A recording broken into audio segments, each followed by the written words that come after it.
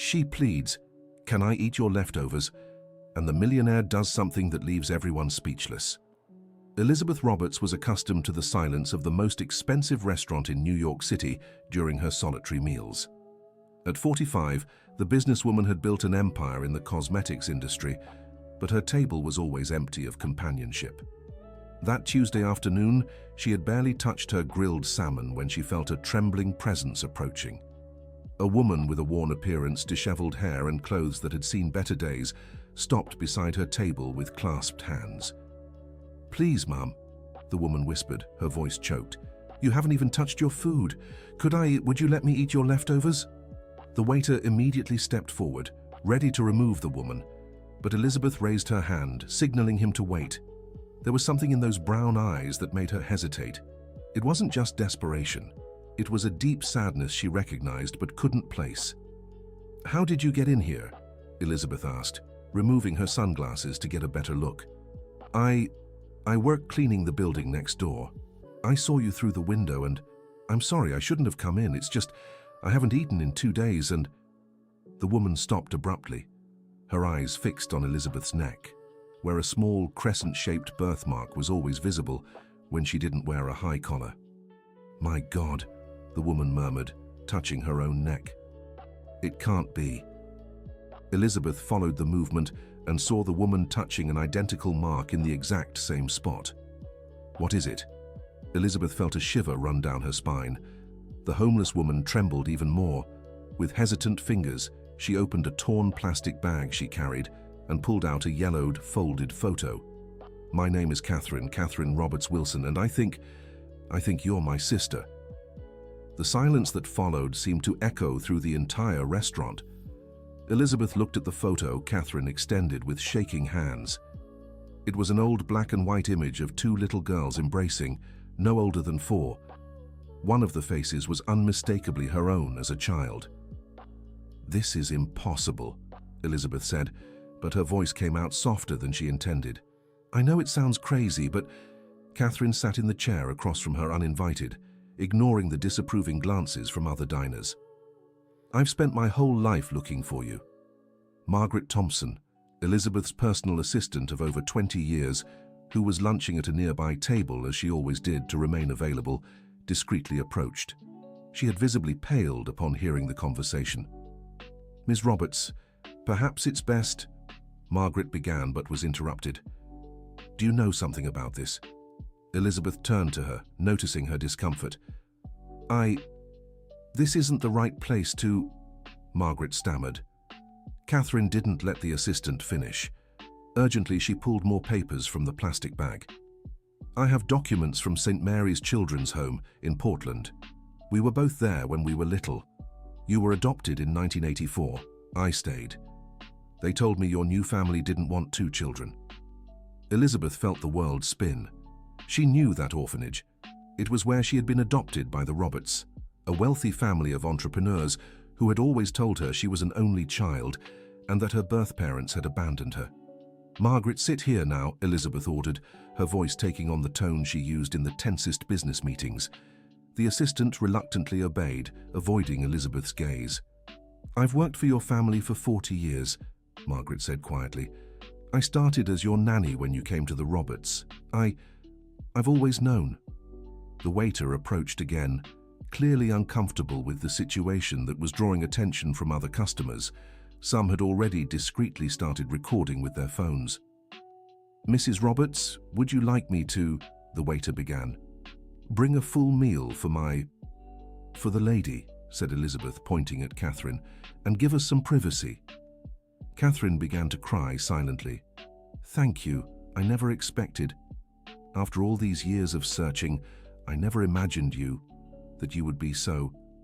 "Don't thank me yet," Elizabeth cut in, her businesswoman mind working at full speed. "I need proof. Anyone can have an old photo and a convincing story." Dear listener, if you're enjoying the story, don't forget to like and especially subscribe to the channel. It really helps those of us who are just starting out. Now back to the story. Margaret took a deep breath, as if a dam were about to break inside her. "The proof exists," she said. opening her purse and pulling out a folder of documents. "I kept everything all these years, waiting for the day the truth would come out." "What truth?" Elizabeth felt a chill. "Your adoptive mother, Mrs. Victoria. She not only knew you had a twin sister, she deliberately chose to separate you." Catherine stopped eating the bread that had arrived at the table and looked at Margaret with a mix of hope and terror. "Explain. Everything. Now," Elizabeth demanded. Margaret opened the folder and pulled out a series of old documents. "Your biological mother was named Grace Wilson. She was very young, only 17 when you were born. Your father abandoned her when he found out she was pregnant with twins." "Go on," Elizabeth said, her voice steady but with a barely noticeable tremor. "Grace worked as a maid for a family in Portland. When you were born, she tried to care for you alone, but the poverty was extreme. She slept with both of you under a bridge." Catherine let out a quiet sob. "I remember flashes. Always being hungry. A young woman who sang to us. Grace took you to the orphanage when you were 4, promising she'd come back when she found a better job. But she never got that chance." "Why?" Elizabeth asked, though part of her already suspected the answer.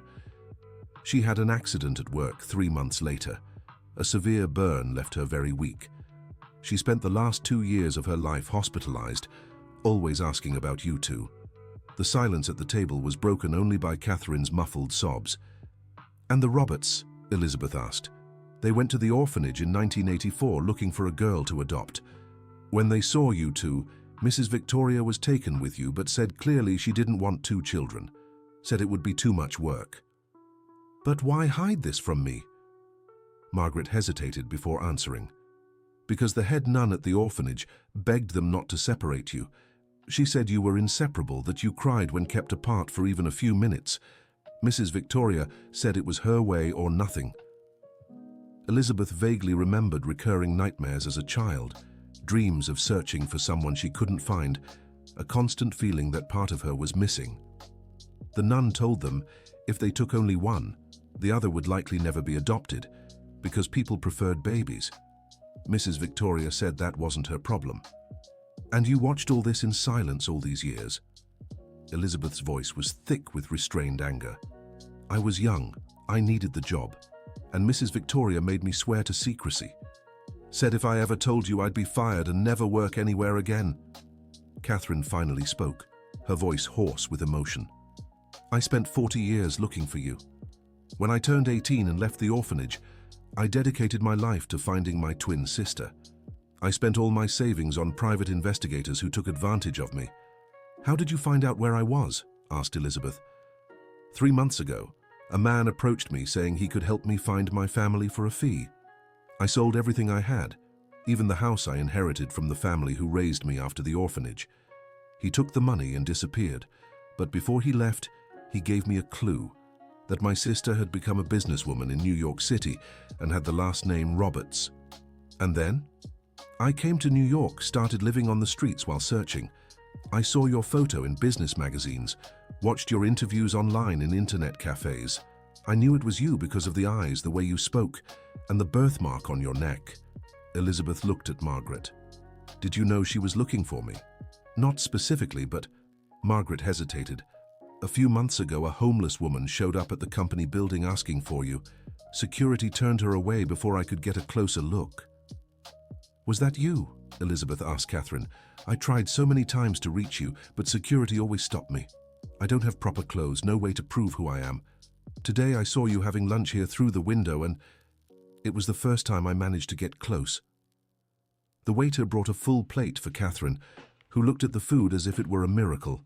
She began eating slowly, savoring every bite. "Do you have any other proof, besides the photo and the orphanage documents?" Elizabeth asked. Catherine stopped eating and pulled a tiny baby bracelet from her plastic bag. "This is the only thing our birth mother left for us. It has an engraved initial, B. The nun at the orphanage said it was for both of us, Barbara. But when you were adopted, they changed your name to Elizabeth." Elizabeth took the bracelet with trembling hands. It was silver, very small, with an engraving nearly faded by time. but the letter B was still clearly visible. "I remember this bracelet," Elizabeth murmured. "I've always had dreams about a little silver bracelet I'd lose and never find." Margaret pulled more documents from her folder. "There's one more thing. You both have a very rare blood type, AB negative. Only 2% of the population has it." "How do you know my blood type?" Catherine asked. "Because when you fainted outside the company last month, the ambulance that helped you ran tests. I have contacts at the hospital and got the information." "You fainted outside my company?" Elizabeth looked at Catherine with a mix of guilt and concern. "I hadn't eaten for days. I was waiting for you to come out so I could try talking to you again." Elizabeth felt a tightness in her chest. While she dined at expensive restaurants every day, her twin sister was starving outside her office. "Margaret, I want you to schedule a DNA test for today. I don't want to wait." "That won't be necessary," said a voice behind them. They turned to see Dr. Richard Anderson, a geneticist who frequented the restaurant and had recognized Elizabeth. "Forgive the intrusion, but I couldn't help overhearing. I'm a genetics specialist, and I can say just from observation that you two are genetically related. The facial similarities, the identical birthmark in the same spot, the bone structure. You're undoubtedly identical twins." Elizabeth looked at Catherine, and for the first time truly saw her. Behind the dirt, malnutrition, and suffering was her own face looking back at her. "My God," Elizabeth whispered, "it's true. You're my sister." Catherine began to cry uncontrollably, years of searching and hope finally coming to an end. "I always knew you existed. I always felt like a part of me was missing," Catherine said. Elizabeth stood from her chair and, for the first time in her adult life, acted on pure impulse. She knelt beside Catherine's chair and hugged her tightly. "I'm sorry," she whispered in her sister's ear. "I'm sorry it took me so long to find you." The restaurant patrons who had been filming began to cry as well. The scene was so pure and emotional that it was impossible not to be moved. Dear listener, if you're enjoying the story, don't forget to like and especially subscribe to the channel. It helps us a lot as we're just starting out. Now, continuing, the restaurant manager discreetly approached and offered them a private room to continue their conversation. Elizabeth agreed immediately, wanting to protect this moment from prying eyes. In the private room, Margaret continued revealing details she had kept hidden for decades. "Mrs. Victoria was always afraid you'd discover the truth. That's why she never wanted you to take an interest in the children's home or charity work. So that's why she always changed the subject when I asked about my adoption," Elizabeth realized like a bolt of lightning. "Exactly. And when you started having nightmares as a teenager about searching for someone, she took you to several psychologists to cure those fantasies." Catherine, who had stopped eating to listen carefully, added, "I've had nightmares my whole life too. I dreamed I had a sister and that we were lost from each other." "You both developed the same fears and habits," Margaret said. "Elizabeth, you've always hated being alone in big places. You always said you felt incomplete without knowing why." "And I've never felt at home anywhere," Catherine admitted. "I always felt like I should be somewhere else with someone else." Elizabeth looked at her twin sister, truly seeing her for the first time. Catherine had intelligent eyes, the same determined chin she saw in the mirror, the same delicate hand gestures. "Tell me about your life," Elizabeth asked. "I want to know everything." Catherine took a deep breath before beginning. "When I left the children's home at 18, a family informally adopted me, the Wilsons. They gave me their last name and treated me like their own. I studied, got a degree in business from the state college." "You have a business degree?" Elizabeth was surprised. "Yes, I've always been good with numbers, just like you. I worked at a few small companies until I landed a good job at an accounting firm in Portland." "And what happened?" "I married Michael when I was 28. He was a math teacher. We were so happy until he got sick." Catherine's voice wavered. "What kind of illness?" "Cancer. It started in his stomach and spread. 5 years of treatment. I spent all our savings, sold our house, took out loans. When he passed, I owed banks, hospitals, everyone." "And you were left alone with the debts?" "Yes. I lost my job because I needed to care for him in his final months. The company wasn't patient. After he was gone, I tried to start over, but the debts were too much. That's when this man showed up, offering to help me find my family. The scammer. He seemed so sincere, said he had connections, that he could help. I was desperate. I wanted so badly to find you. I sold the last thing I had, a small house the Wilsons left me. And he disappeared with everything. Everything. And I was left on the streets, literally. That was 3 months ago. Elizabeth felt a mix of anger and sadness. Her sister had suffered so much while she lived in a bubble of luxury. Catherine, I'm going to help you rebuild your life. I don't want your pity, Catherine said with dignity. I just wanted to find my sister. Now that I have, I can die in peace. Don't say that, Elizabeth held her sister's hands. We have 40 years to make up for. I won't let you leave me again. Margaret intervened gently. Elizabeth, there's something you need to know about your adoptive parents' inheritance. What about the inheritance? The money used to build the Roberts empire. Part of it was originally meant to cover the adoption of 2 children, not just one. What do you mean? The Roberts received a government grant and funding from an international organization to adopt 2 orphaned sisters. When they decided to take only you, they kept all the money anyway. Elizabeth felt as if the ground had opened beneath her feet. Are you saying my fortune was built partly with money meant to care for both of us? Exactly. And there's more. Your adoptive mother left a confessional letter before she passed. She asked me to give it to you when you were mature enough to understand. Margaret pulled a sealed envelope from her folder. Why did you never give this to me before? Because the letter also mentioned Catherine, and I didn't know how you'd react to the truth. Elizabeth opened the envelope with trembling hands and read aloud. My dearest Elizabeth, if you're reading this, it means I didn't have the courage to tell you the truth while I was alive. You have a twin sister whom I deliberately left at the orphanage. I know this was cruel and selfish, but I only wanted one daughter.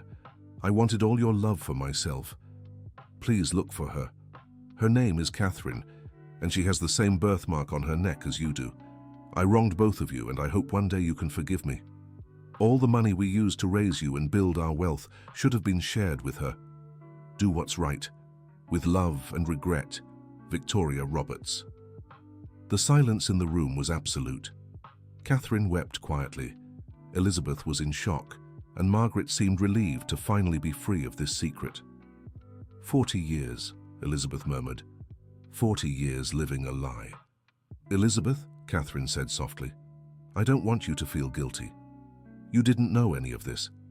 But I should have looked. I should have questioned more. I should have... You were a child when this happened. It's not your fault.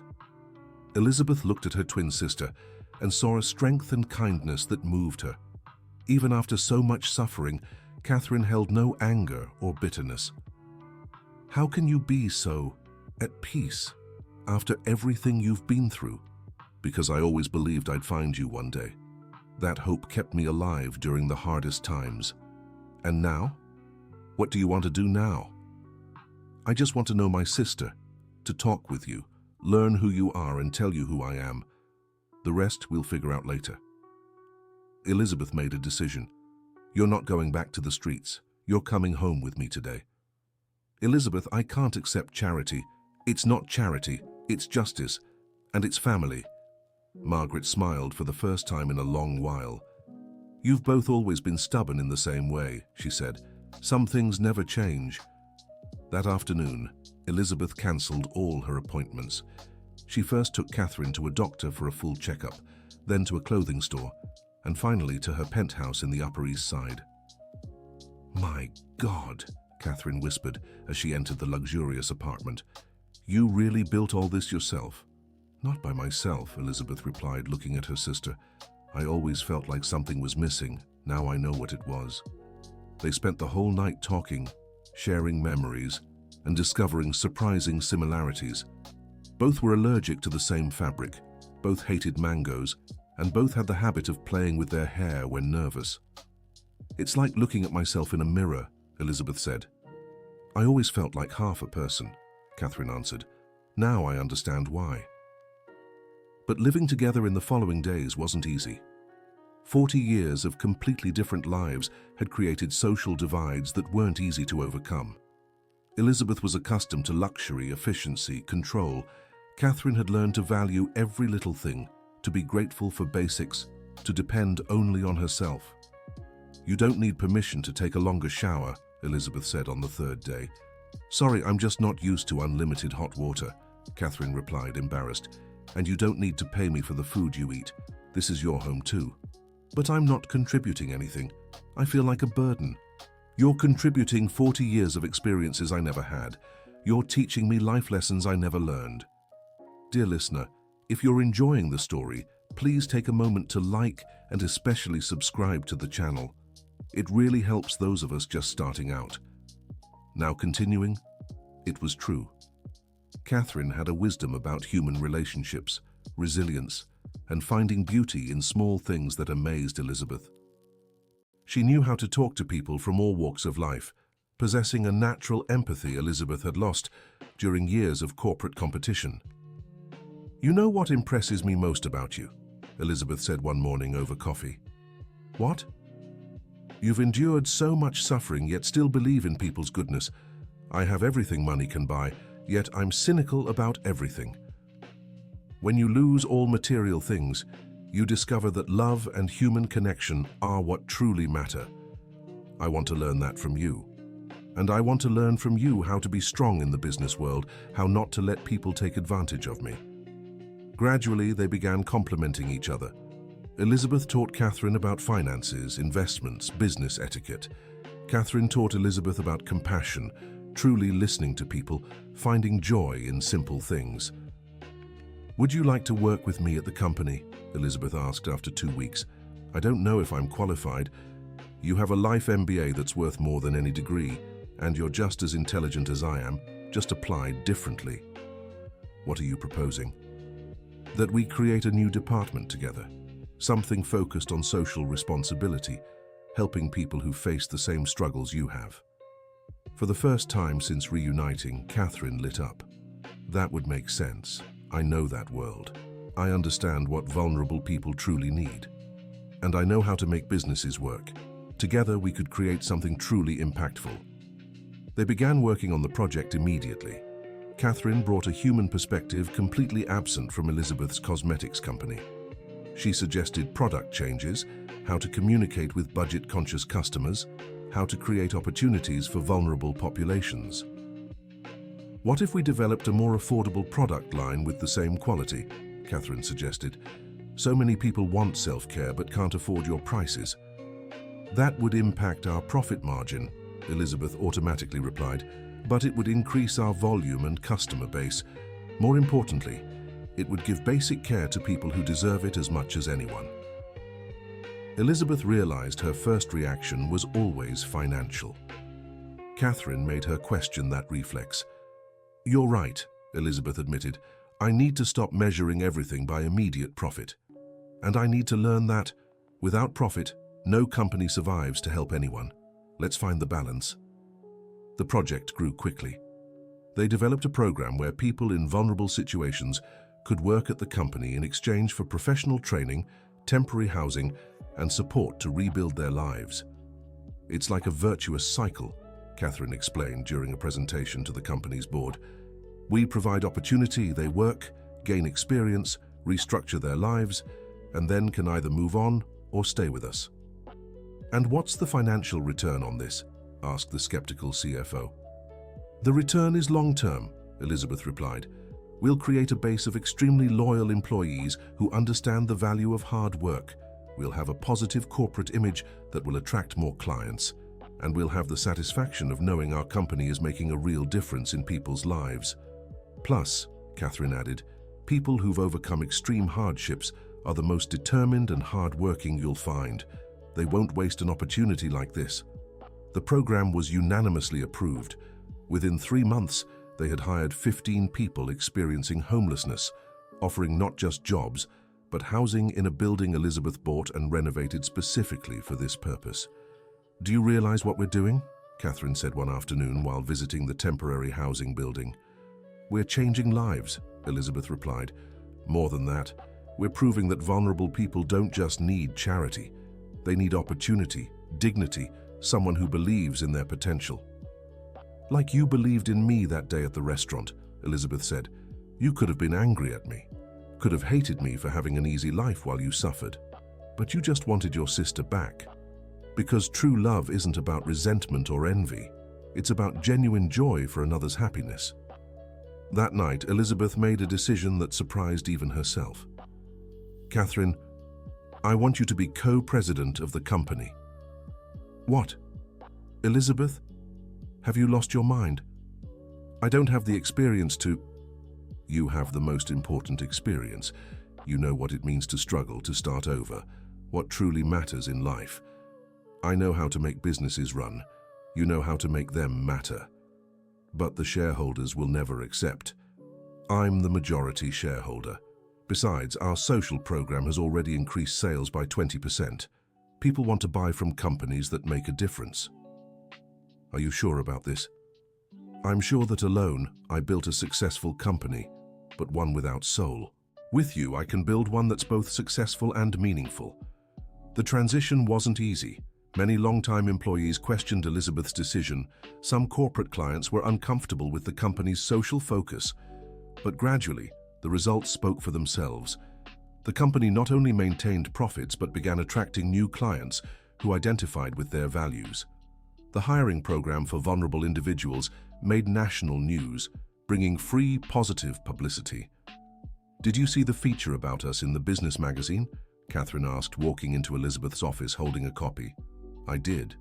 The sisters who revolutionized corporate social responsibility. They're calling our model innovative. Other companies are starting to copy the program.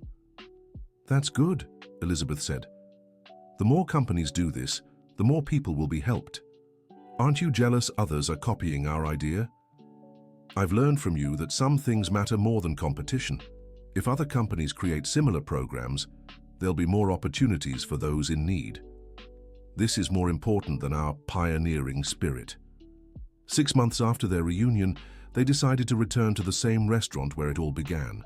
This time they sat at the same table, but side by side, not facing each other. Do you remember how you were when you arrived here that day? Asked Elizabeth. Desperate, starving, hopeless, replied Catherine. And you? Alone, empty inside, rich in money, but poor in everything that truly matters. And now? Now I'm whole for the first time in my life. The waiter who had served them on that first day approached, smiling. Would you like to order the same thing as 6 months ago? Actually, said Elizabeth, today we're ordering the full menu, and I'd like you to reserve the next table for some special people. A few minutes later, 15 people arrived at the restaurant. They were all the employees who had been hired through the company's social program. Elizabeth had organized a celebration dinner for the program's 6-month milestone. I'd like to make a toast, said Elizabeth, standing with her glass of juice in hand. 6 months ago, I was a woman who had everything, but didn't know what truly mattered.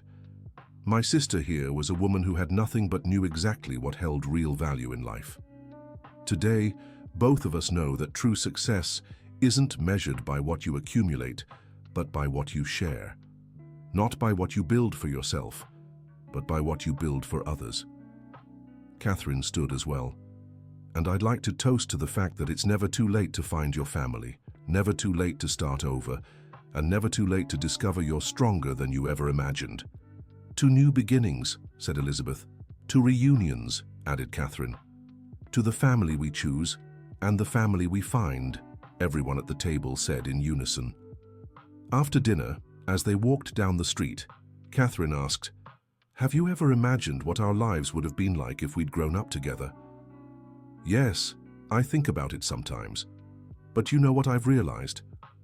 What? Maybe we had to go through all of this to become the people we are today.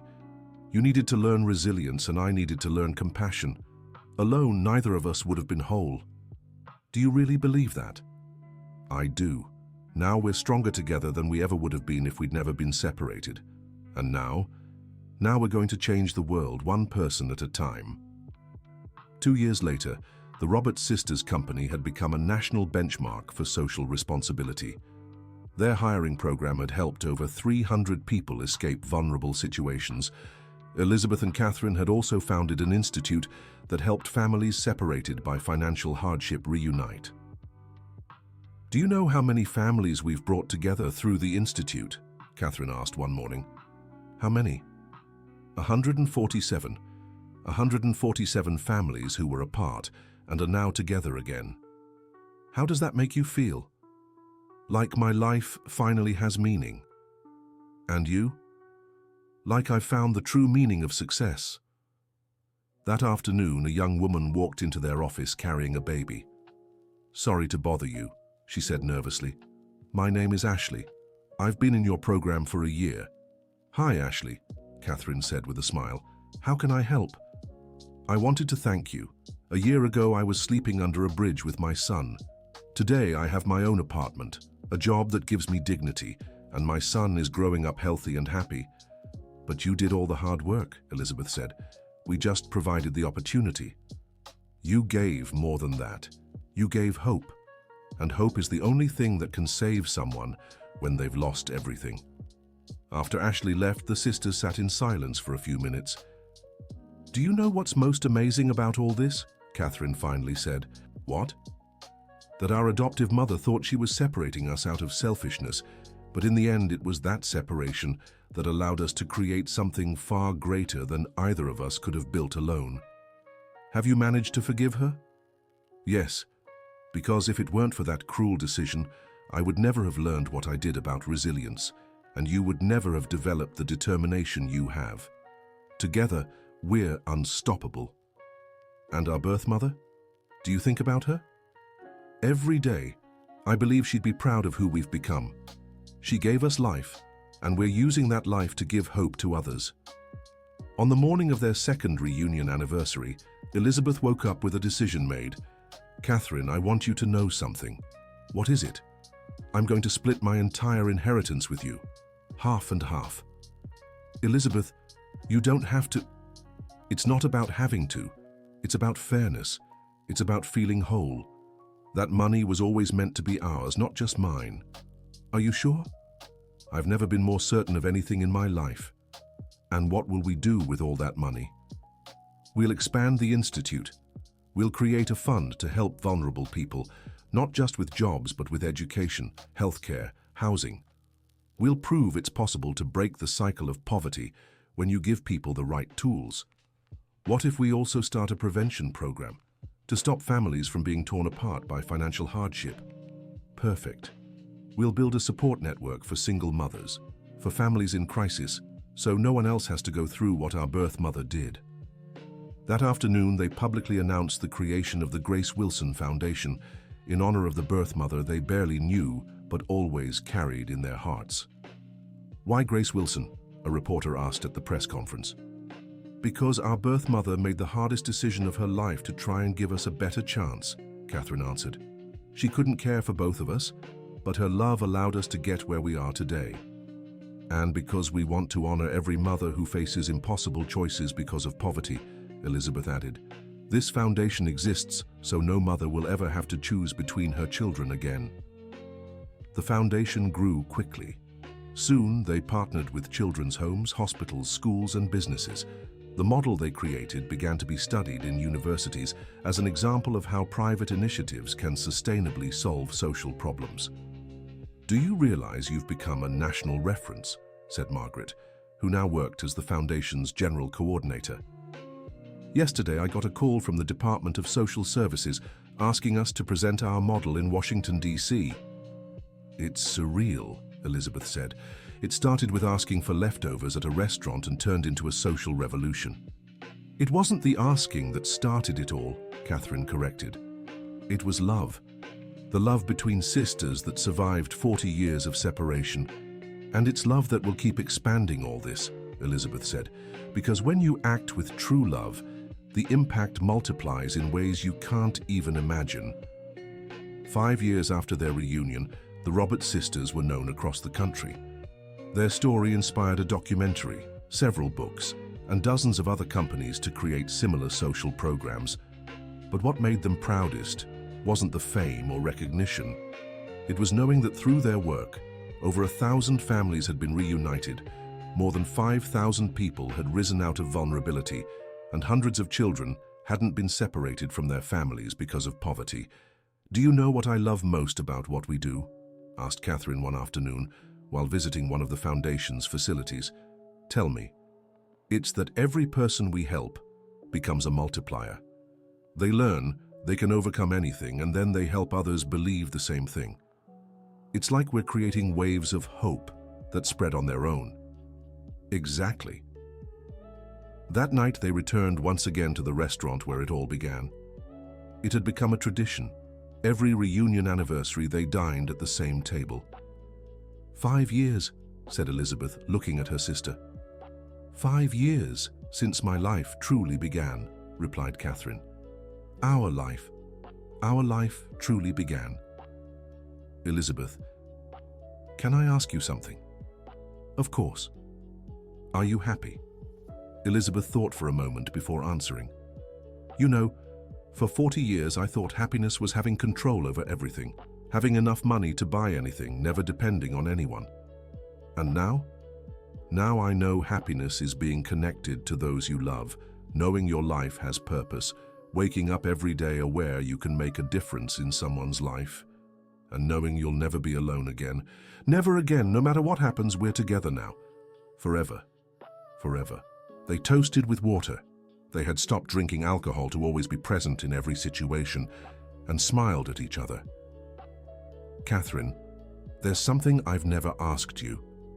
What? Do you forgive me for having an easy life while you suffered? Elizabeth, there's nothing to forgive. You didn't choose to be adopted by a wealthy family any more than I chose to stay in the orphanage.